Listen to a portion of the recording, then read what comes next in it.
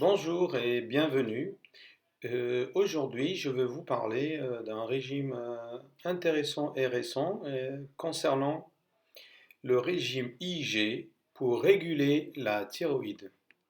Donc, nous allons voir que grâce à ce régime, on pourra réguler la thyroïde. Les dysfonctionnements thyroïdiens localisés dans une partie glande de seulement quelques centimètres cubes provoque un ensemble de symptômes qui touchent de très nombreuses fonctions. L'alimentation constitue un outil idéal. Les corrections alimentaires permettent à la fois d'aider la thyroïde à réguler son fonctionnement et d'atténuer les symptômes généraux, entre autres. Le régime IG représente une voie d'amélioration efficace. En contrôlant les apports glycémiques et en fournissant à la thyroïde les nutriments essentiels dont elle a besoin, à commencer par l'iode, vous allez améliorer progressivement votre confort quotidien. Le résultat mérite bien quelques efforts. Des efforts très modestes, car les gestes du régime IG, indice glycémique, sont faciles à intégrer dans votre repas de tous les jours. Il n'est pas basé sur des interdits et des privations, mais sur une nouvelle organisation des repas qui fait la part belle au plaisir et aux saveurs. Sans compter que cette nouvelle alimentation n'a rien de désociation, elle est bénéfique pour tout le monde, malade de la thyroïde ou pas. Quels sont les principes du régime IG? Le principe est simple, il s'agit avant tout de contrôler l'index glycémique des aliments que vous consommez.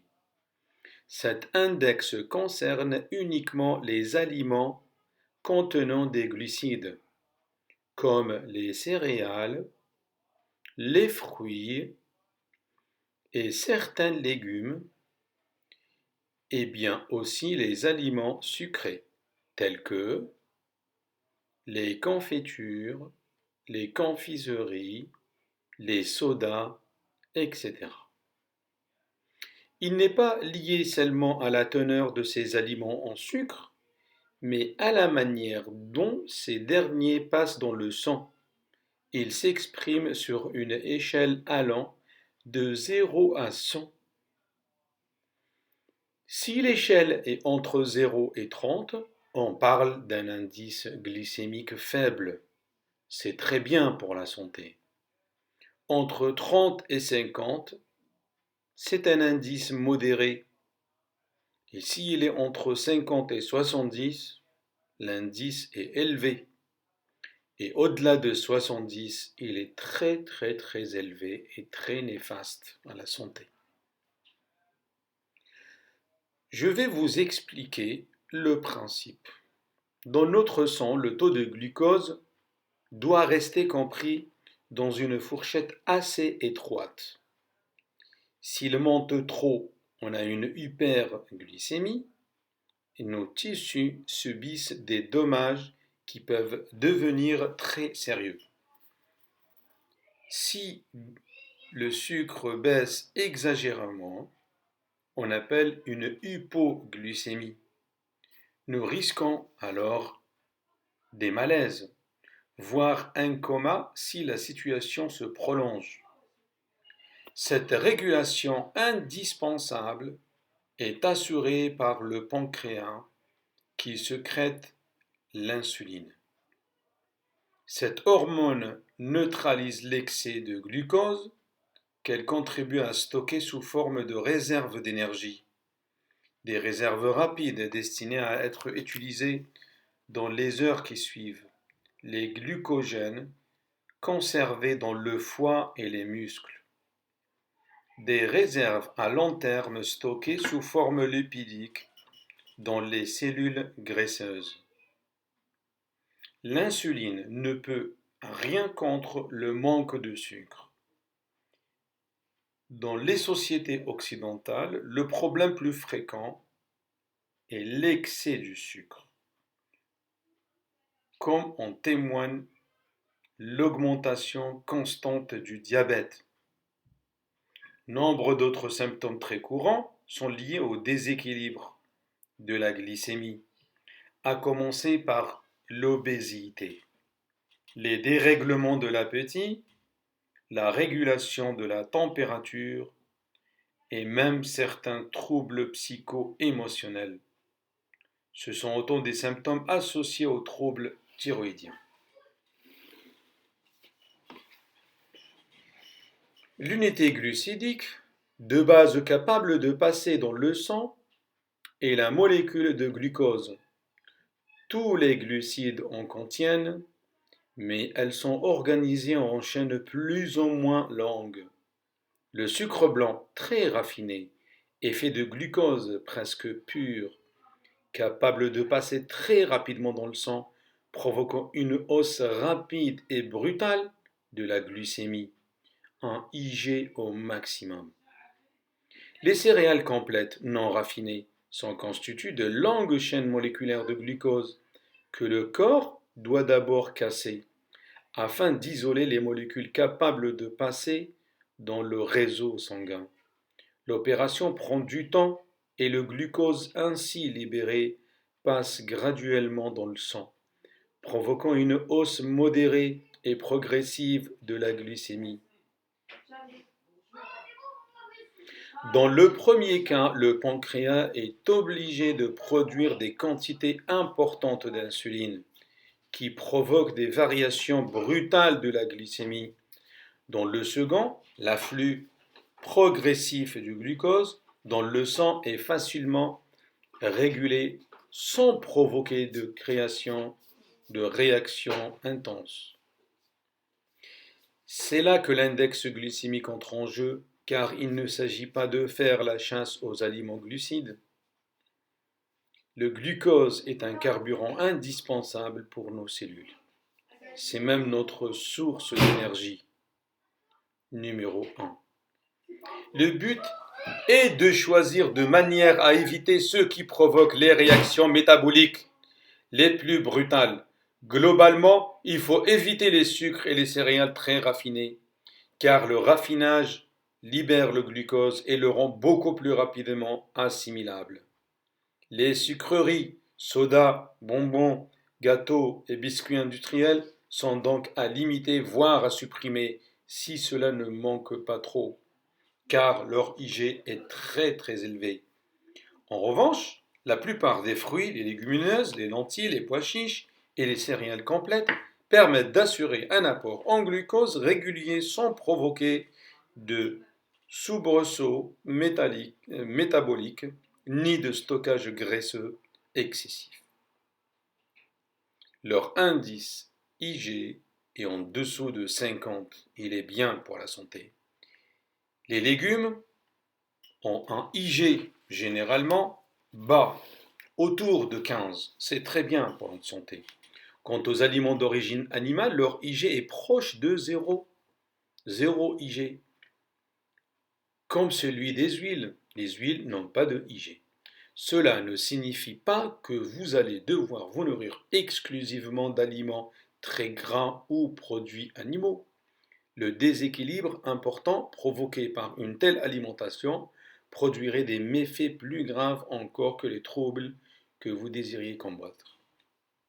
La solution va donc se trouver dans un équilibre global, intégrant tous les types d'aliments et privilégiant les végétaux à IG bas. Dans le cadre du régime IG, thyroïde, vous allez en plus insister sur les produits de la mer qui constituent une source irremplaçable d'iode et souvent de sélénium. Vous allez donc organiser votre repas de la manière suivante. 2 parts de légumes, 1 part de céréales à IG modéré et 1 part de protéines. Donc je répète, le repas est organisé de la manière suivante. 2 parts de légumes, une et une seule part de céréales, à IG modéré bien évidemment, et une part de protéines. Et vous ajoutez un dessert ayant un IG raisonnable, sans exagérer. Et le tour est fini. Ce type d'alimentation évite les orages hormonaux et métaboliques couramment provoqués par les désordres alimentaires. Il protège le métabolisme contre le déséquilibre provoqué par les troubles thyroïdiens. Voici un exemple de quelques index glycémiques. Le sirop de glucose, 100 égale à 100 son index. Le IG du sucre blanc, 80. Le miel a un IG de 65. Le sirop d'agave, 25. La baguette de pain, 80. Le pain complet, 55. Le pain intégral, 40. La confiture, 65. La purée de pommes de terre, 80. Les pâtes classiques, 50. Les pâtes complètes, 40. Le riz blanc, 70. Le riz gluant, 90. Le riz complet, 50. Les sorbets, 65. Une banane ou les bananes, 50.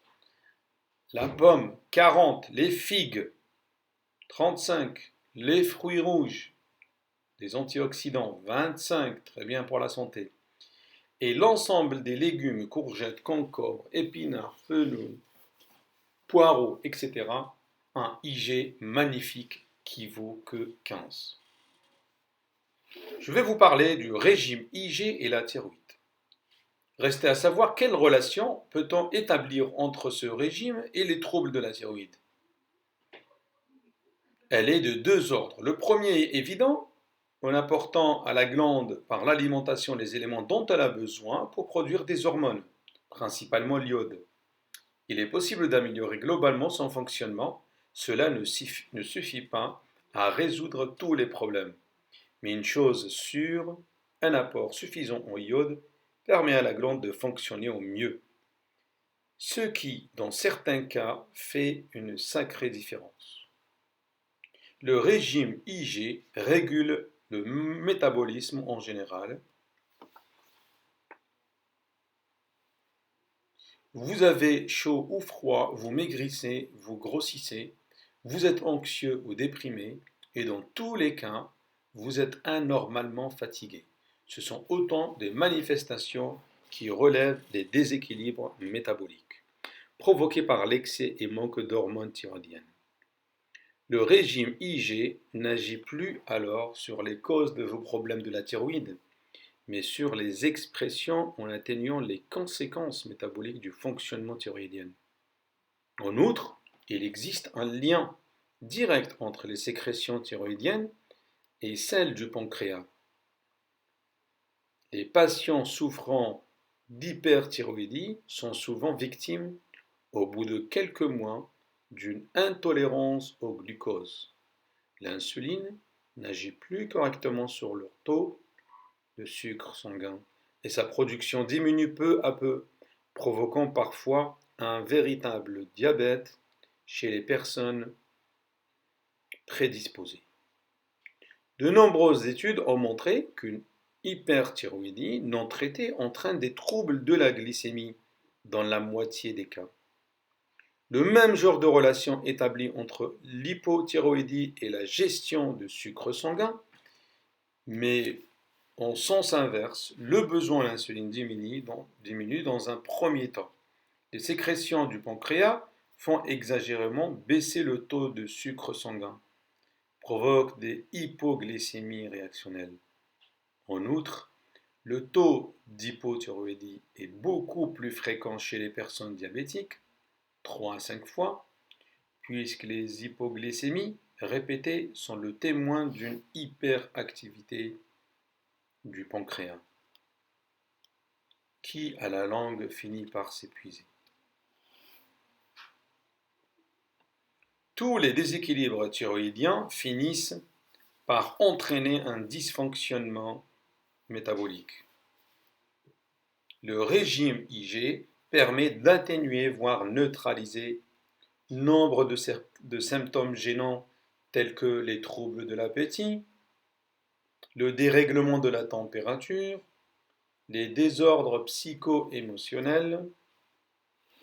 C'est un excellent outil de lutte contre la fatigue puisqu'il optimise le métabolisme des sucres qui constituent notre principal carburant cellulaire. Il régularise le transit grâce à un apport régulier de fibres végétales.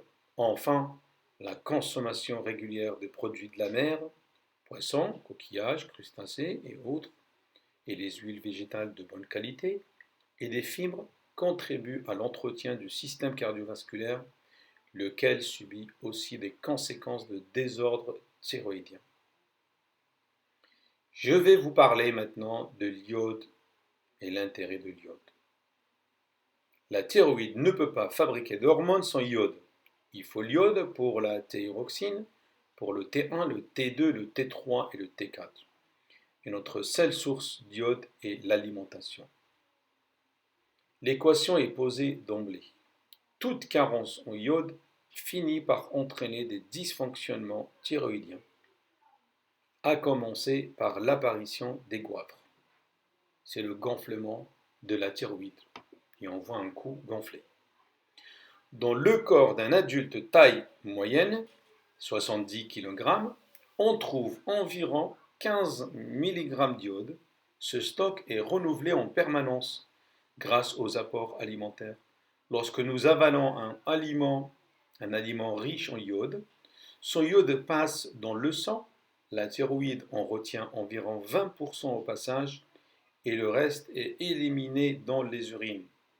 L'apport doit être suffisant et régulier pour couvrir tout le besoin. La carence en iode est beaucoup plus fréquente que l'excès. Cette carence est à l'origine des goitres. La thyroïde ne parvient pas à produire suffisamment d'hormones et son volume augmente, provoquant parfois un état inflammatoire. Le nombre de goitres est très élevé dans les régions éloignées de la mer, où la population consomme peu de produits iodés.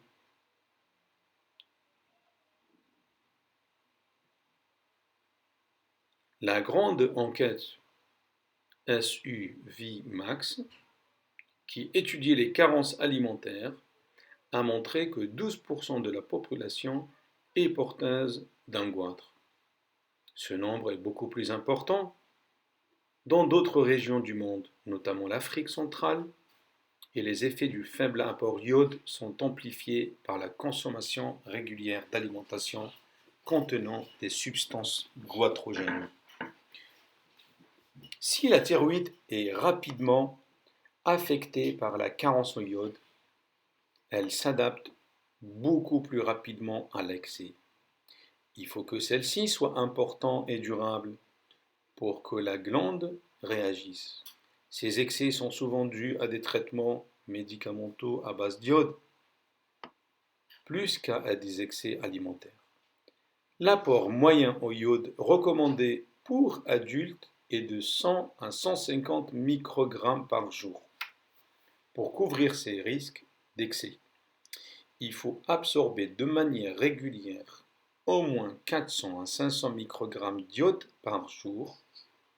C'est rarement le cas et vous ne couvrez aucun risque à consommer régulièrement des aliments riches en iode, sauf si vous souffrez d'une hyperthyroïdie sévère. Le sel de table est généralement riche en iode. Cet apport, même s'il est insuffisant, il est régulier. Quel est notre besoin iode en fonction de l'âge? Pour les bébés jusqu'à 6 mois, ils ont besoin de 35 microgrammes par jour. Pour les enfants de 6 mois à 1 an, 40 microgrammes. Pour les enfants d'1 an jusqu'à 10 ans, ils ont besoin entre 60 et 100 microgrammes par jour. Et les adultes ont besoin de 100 à 150 microgrammes par jour. Et les femmes enceintes ou allaitantes, elles ont besoin entre 150 et 200 microgrammes d'iode par jour. Quels sont les aliments les plus riches en iode? On peut commencer, pour chaque 100 grammes, nous avons les algues séchées comme kombu, wakame, nori, dulse, laitue de la mer. Ils ont entre 7000 et 75 000 microgrammes par 100 grammes d'aliments. Le sel iodé 1500, donc 30 microgrammes pour une part de 2 grammes. Le haddock fumé 300 microgrammes. L'huile de foie de morue 500 à 840 microgrammes d'iode par 100 grammes. Un ail, c'est 90. Les crustacés marins entre 50 et 90. Les poissons de mer 40 à 80. Les coquillages 10 à 50. Ananas frais 30. Les oignons 20. Un œuf 10. Les fruits secs 10. Les céréales 7. Et les viandes 3 microgrammes par 100 grammes d'aliments. Maintenant, on va aborder le sélénium. Un ami a invité souvent à notre assiette. Si l'iode est essentiel pour le fonctionnement de la thyroïde, la thyroïde en a besoin d'autres oligo-éléments pour agir. Parmi eux, nous avons le sélénium, occupe une place très particulière. Sa présence dans les aliments dépend de la teneur en sélénium du sol où poussent les végétaux, légumes, fruits, céréales. Dans une longue réaction en chaîne, la viande contient plus ou moins de ce précieux nutriment selon la teneur de l'herbe que l'animal a brouté. Seuls les produits de la mer ne sont pas affectés par ce phénomène. Le sélénium est connu comme un antioxydant majeur. Ce que l'on sait moins, c'est qu'il est présent en grande quantité dans la thyroïde, où il participe à la production des hormones T3, T4. Une étude portant sur une population d'Afrique centrale a clairement montré qu'il existe un lien entre les carences en sélénium et les dysfonctionnements thyroïdiens. Lorsqu'il vient à manquer, le taux d'hormones est d'abord maintenu grâce à un système complexe de régulation. Mais si la carence s'installe, la production hormonale finit par diminuer. Celle-ci interviendrait aussi, conjointement à la carence en iode. L'Europe occidentale fait partie des régions du monde où le sol est relativement pauvre en sélénium. Les études ont montré qu'une bonne partie de la population présente un statut en sélénium insuffisant, même si on ne peut pas toujours parler de carence avérée. Nous avons donc tous intérêt à consommer davantage d'aliments riches en sélénium, ce que je veux citer plus tard. Mais la biodisponibilité de cet oligo-élément n'est pas la même dans les végétaux et dans les produits animaux. Le sélénium contenu dans les aliments origine végétale est globalement mieux assimilé, 80% de biodisponibilité, contre 20 à 50% dans les produits animaux. En théorie, il faudrait donc le chercher plutôt dans les céréales ou la levure de bière. Cependant, la teneur en sélénium des végétaux étant étroitement liée aux richesses du sol, il est difficile de connaître avec précision les produits de la mer. Même avec une biodisponibilité inférieure, Il demeure donc la source de sélénium la plus fiable. Coup de chance, il constitue aussi la meilleure source d'iode. Les surdosages en sélénium existent, mais ils ne sont jamais d'origine alimentaire. Vous n'avez donc rien à craindre et vous pouvez inviter les poissons des mers et coquillages à votre table. Quel est notre besoin en fonction d'âge? Pour les adultes femmes 55 et pour les adultes hommes 70. Pour les sportifs, il leur faut 150. Quelques aliments riches en sélénium. Pour 100 g d'alimentation, l'élément par excellence, c'est les coquillages et les crustacés. Il y en a 60. Les poissons de mer ont 50 microgrammes pour 100 g, le lapin 40, les pâtes complètes 30, la viande rouge 30, un œuf 20, les champignons 12, le pain complet 5, idem pour les légumineuses. Quelques aliments à éviter. Quelques aliments ont des effets négatifs sur la thyroïde. Donc il faut donc les éviter. Ces végétaux sont dits goitrogènes. Pour la plupart, ils contiennent des thiocyanates, comme la fumée de cigarette, qui inhibe la capacité, la captation d'iode alimentaire par la thyroïde et entrave son utilisation. Ou des thiooxazolidines, appelés goitrines. On trouve ce genre d'aliments dans toutes les variétés de choux. Les choux verts, les choux blancs, les choux fleurs, les choux Bruxelles, les brocolis, le cresson, les navets, les radis, le rutabaga. Et on trouve aussi dans les patates douces le manioc et les pousses de bambou. Le manioc est un aliment à base dans certaines régions du monde, particulièrement en Afrique centrale, ce qui explique sans doute le grand nombre de goitres dans ces pays, notamment le Zaïre, Congo démocratique. Sans les éliminer complètement de votre alimentation, n'abusez pas. Une portion par semaine au maximum. Et si vous n'aimez pas vraiment ces légumes, tant mieux pour vous. 10 règles de base d'une vie saine.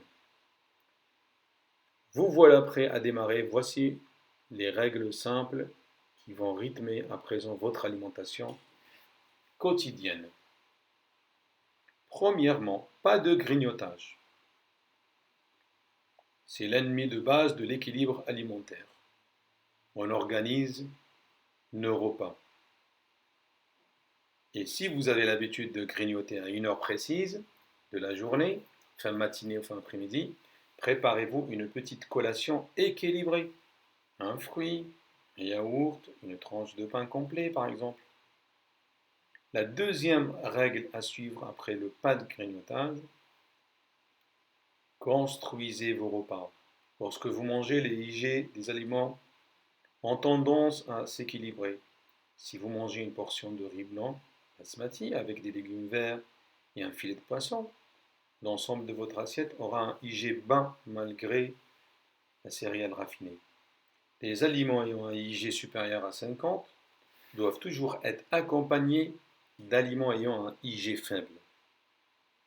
Je prends un aliment avec IG important et un aliment avec un IG faible.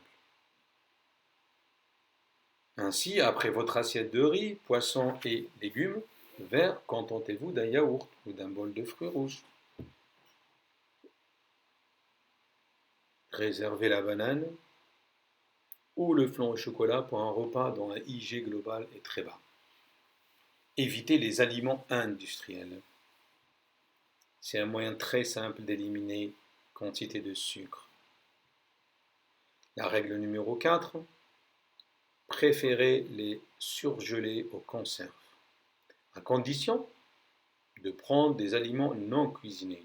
On trouve aujourd'hui toutes sortes de fruits et légumes non assaisonnés, congelés crus ou juste pré-cuits, potage et purée. La règle numéro 5, intégrer au moins 2 légumes par repas. Si possible, un cru et un cuit. Ils constitueront la plus grosse part de votre assiette. La protéine ou la céréale prennent la seconde place. C'est excellent pour la thyroïde et même pour le transit. La règle numéro 6, préférez les produits de la mer. Non seulement ils ont un IG nul, mais ils fournissent une quantité d'iode et de sélénium importante pour le fonctionnement de la thyroïde.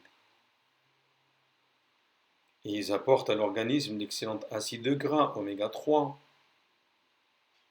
qui contribuent à la santé du système cardiovasculaire. Cuisiner à l'huile, côté IG, les huiles, le beurre et la crème sont équivalents. Et l'huile végétale, de préférence l'huile d'olive et l'huile de noix de coco. La règle numéro 8, privilégier les cuissons douces. Les cuissons violentes endommagent certains nutriments. Pour vous simplifier la vie, optez pour des cuissons douces. Vapeur, l'eau doit frissonner sur le panier et non cuire un gros bouillon. Au four, pas plus de 160 degrés. Cuisson à l'étouffée. Tout ça, c'est les meilleures façons de cuire vos repas. La règle l'avant-dernière, la 9e, réhabiliter les potages. C'est un moyen très simple de cuisiner des légumes. Vous pouvez varier les saveurs en ajoutant épices et herbes aromatiques. Et la dernière règle, buvez de l'eau. Plate ou gazeuse, c'est la seule boisson dont votre corps a vraiment besoin. Évitez les sodas et les jus de fruits industriels, surtout en dehors de repas. N'oubliez pas que le IG est élevé. Pensez aussi au thé, aux tisanes, le thé vert. Voici, là on a fait le point sur les 10 règles d'alimentation de base. Les aliments à privilégier dans le régime IG.